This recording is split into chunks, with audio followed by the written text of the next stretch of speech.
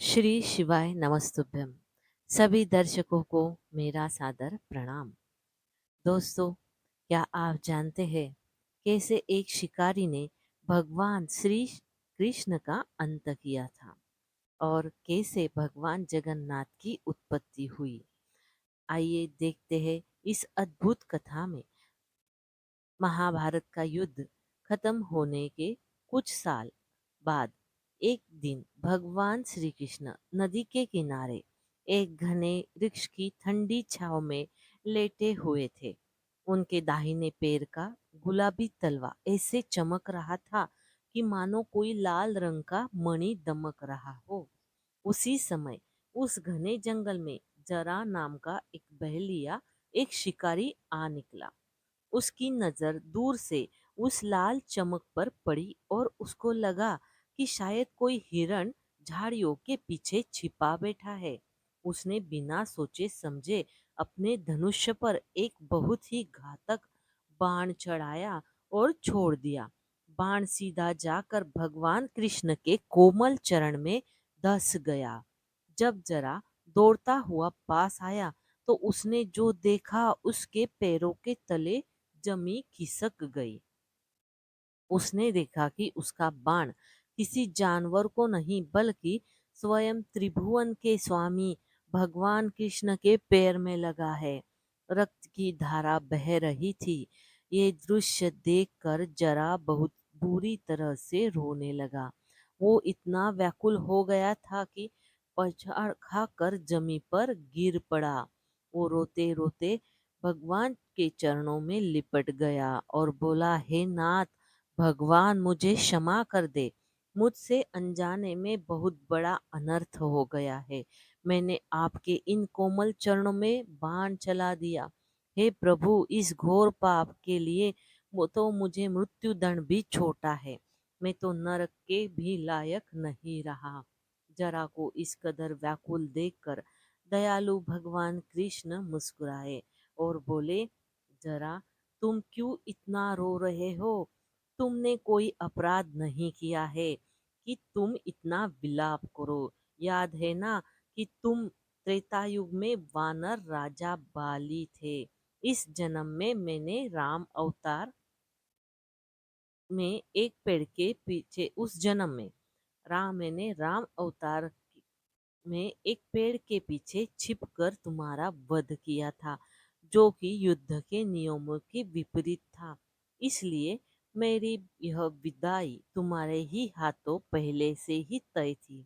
तुम इस अपराध बोझ से पूरी तरह मुक्त हो जाओ।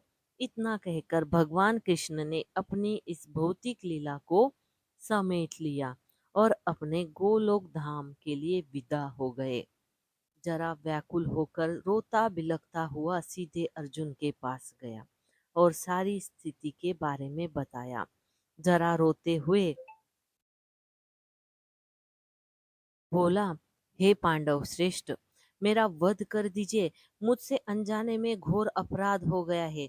मेरे बाण से भगवान कृष्ण ने अपने प्राण त्याग दिए हैं। यह सुनकर अर्जुन के हृदय में जो जैसे वज्रपात हो गया। अर्जुन बहुत व्याकुल हो उठे और रोते हुए बोले, यह तुम क्या कह रहे हो? जरा ऐसा अनर्थ कैसे हो सकता है?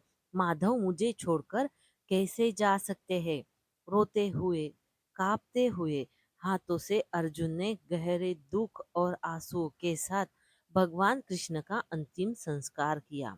अग्नि की लपटों में भगवान के पूरे शरीर को राख में बदल दिया। लेकिन एक बहुत ही चमत्कारिक बात हुई। अर्जुन ने देखा कि राख के बीच में एक चीज वैसी की वैसी बची हुई थी। वो था भगवान कृष्ण का दिव्य हृदय। वो हृदय जो अपने भक्तों के लिए हमेशा धड़कता रहता है। वो आज भी धड़क रहा था। वो आंख से बिल्कुल भी नहीं जला था। अर्जुन समझ नहीं पा रहे थे कि अब वो क्या करे। तभी आकाश से भगवान कृष्ण की दिव्य आकाशवाणी हुई, हे अर्जुन, तुम व्याकुल ना हो। यह मेरा दिव्य हृदय है जो अग्नि में कभी भस्म नहीं हो सकता। तुम इस हृदय को एक लकड़ी के तख्ते पर रखकर समुद्र की ओर बहने वाली नदी में प्रवाहित कर दो। कलयुग में यह मेरे भक्तों के लिए ऐसे ही धड़कता रहेगा।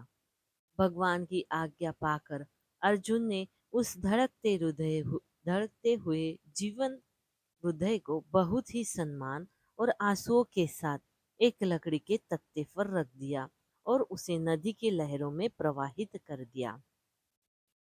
वह दिव्य हृदय नदी की लहरों पर बहता रहा।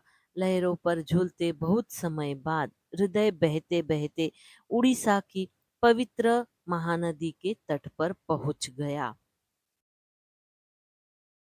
उस रात वहां के राजा के सपने में भगवान बोले, हे राजन, व्याकुल मत हो, कल पुरी के समुद्र तट पर एक विशाल और सुगंधित लाल रंग का दिव्य लकड़ी का लट्ठा तैरता हुआ आएगा। उससे मेरी 3 मूर्तियां बनवाओ। अगली सुबह राजा को वह चमत्कारिक लट्ठा मिल गया, लेकिन राजा के सैनिकों और हाथियों का बल उसे एक भी इंच हिला ना सका। अंततः जब आदिवासी नेता विश्वावसु ने निस्वार्थ प्रेम और भक्ति के उसे छुआ तो वह भारी भक्कम लट्ठा तिनके सा हल्का हो गया। अब मूर्ति बनाने की बारी आई, पर सभी कुशल कारीगरों के औजार उस रहस्यमयी लकड़ी से टकराकर टूट गए। तब स्वयं देव भगवान शिल्पी विश्वकर्मा एक बूढ़े बढ़ई के रूप में प्रकट हुए। उनकी एक ही कड़ी शर्त थी कि मैं 21 दिनों तक एक बंद कमरे में मूर्तियां बनवाऊंगा। अगर किसी ने भी इससे पहले दरवाजा खोला तो मैं अपना काम अधूरा छोड़कर हमेशा के लिए चला जाऊंगा। कमरे से 15 दिनों तक छीनी हथौड़ों की आवाजें आती रही। फिर अचानक भयानक सन्नाटा छा गया। रानी घबरा गई। उन्हें लगा कि बूढ़ा बढ़ई भूख प्यास से प्राण त्याग चुका है। रानी की जिद और अनहोनी के डर से विवश होकर राजा ने भारी मन से दरवाजा खोल दिया। दरवाजा खुलते ही सबके होश उड़ गए। वहाँ कोई बढ़ई नहीं था। शर्त टूटने के कारण भगवान विश्वकर्मा अंतर्ध्यान हो चुके थे।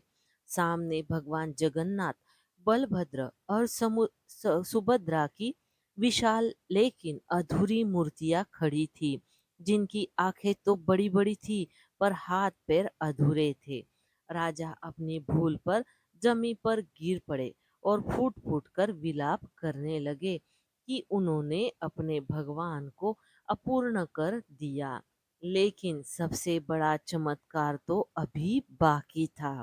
रोते हुए राजा जब क्षमा मांगने उन अधूरी मूर्तियों के पास गए तो अचानक उन्हें एक आवाज सुनाई दी। राजा ने चौंक कर मूर्ति के सीने पर कान लगाया। वह साक्षात एक धड़कते हुए हृदय की तेज ध्वनि थी। राजा के सारे आंसू खुशी में बदल गए।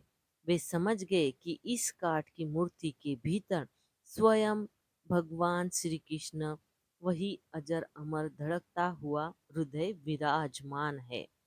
भगवान का रूप भले ही अधूरा था, लेकिन उनका प्रेम पूर्ण था।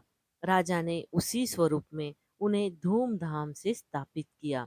यही कारण है कि आज भी भगवान जगन्नाथ को दुनिया का एकमात्र जीवित देवता माना जाता है, जिनका हृदय आज भी धड़कता है और जो अपने भक्तों की हर पुकार सुनते हैं। तो दोस्तों, कैसे लगी आपको आज की ये भगवान जगन्नाथ की कहानी? हमें कमेंट बॉक्स में लिखकर जरूर भेजिएगा और साथ ही साथ हमारे इस चैनल को सब्सक्राइब करना ना भूलें। हर हर महादेव।